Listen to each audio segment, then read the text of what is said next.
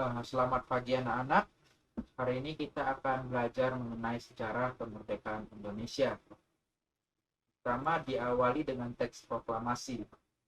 Teks proklamasi itu dibuat di rumahnya Laksamana Maeda.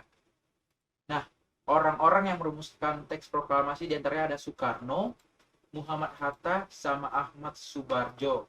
Di tempat yang sama, waktu teks proklamasi sedang dirumuskan terdapat juga beberapa tokoh seperti BM Diah, Sayuti Melik, Sukarni, dan Sudiro.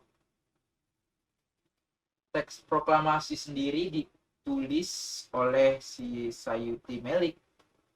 Ini Sayuti Melik yang menulis.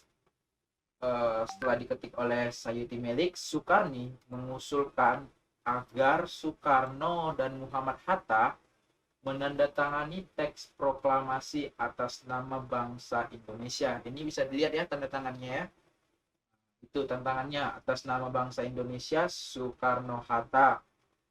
Teks proklamasi dibacakan oleh Soekarno pada tanggal 17 Agustus 1945 itu pada tanggal 10 jam 10 pagi ya.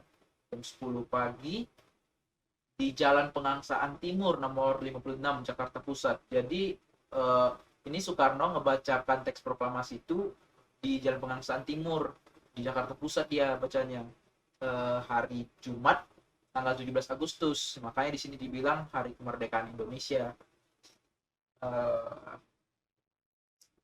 Setelah pembacaan ini Soekarno ada sekilas pidato singkat gitu tanpa teks. Nah, setelah itu dilanjutkan dengan pengibaran sangsaka merah putih, bendera merah putih ya, yang dijahit oleh istri dari Soekarno, Fatmawati. Dikibarkan, waktu itu kan ada upacara itu, dikibarkan oleh Latif Hendraningrat, Suhud, sama SK Trimurti. Inilah kalau bisa dibilang sekarang paskibranya, pasukan pengibar bendera. Jadi orang ini tiga yang mengibarkan bendera merah putih ini sewaktu 17 Agustus 1945. Itulah sekilas mengenai sejarah kemerdekaan Indonesia. Mungkin bisa kita petik ada tokoh-tokoh penting yang anak-anak harus ingat peran mereka. Itu diantaranya ada Soekarno. Nah, Soekarno ini setelah proklamasi itu dia menjadi presiden pertama Indonesia. Dan waktu proklamasi itu dia juga membacakan teks proklamasi pada 17 Agustus 1945. Soekarno juga orang yang mendatangani teks proklamasi yang seperti di atas tadi kan ada tantangan Soekarno dan Hatta kan. Nah, ini Hatta. Hatta menjadi wakil presiden yang pertama mendampingi Bapak Soekarno. Selain itu Soekarno Muhammad Hatta juga menantangani teks proklamasi kemerdekaan Indonesia. Jadi yang menantangani itu ada Soekarno dan Muhammad Hatta. Nah, ini yang unik. Dia juga merupakan Bapak Koperasi Indonesia. Nah, selain itu ada juga Ahmad Subarjo. Nah, Ahmad Subarjo tadi salah satu perumus dari teks proklamasi kan. Tadi yang pertama itu dia salah satu dari 3 orang itu yang merumuskan teks proklamasi. Sebab itu setelah Soekarno tunjukkan jadi presiden pertama, Ahmad Subarjo pun jadi menteri luar negeri. Yang intinya dialah yang mengurus urusan Indonesia dengan luar negeri gitu. Jadi Indonesia dengan luar negeri dia yang ngurus hubungan kita dengan luar negeri pada masa itu. Selanjutnya ada Soekarni. Nah, Soekarni ini merupakan orang yang punya peran penting juga. Dia yang mengusulkan agar teks proklamasi itu ditantangani oleh Soekarno juga Muhammad Hatta atas nama seluruh rakyat Indonesia. Setelah itu ada juga Fatmawati. Fatmawati ini itu istri dari presiden pertama tadi, Soekarno.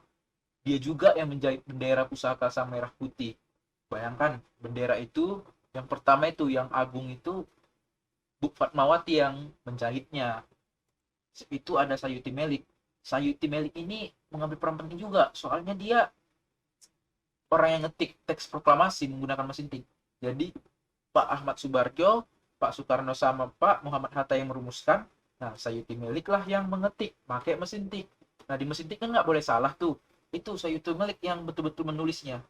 Nah, Jadi kalau misalnya kita lihat ada makna mengenai proklamasi di Indonesia, harus kita ambil tuh makna proklamasi di Indonesia itu. Bagi Indonesia itu ada beberapa makna, yakni sebagai puncak perjuangan Indonesia. Nah, kita kan sudah berabad-abad oleh banyak negara, mungkin kita paling kenal itu yang menjadi kita negara Belanda sama negara Jepang.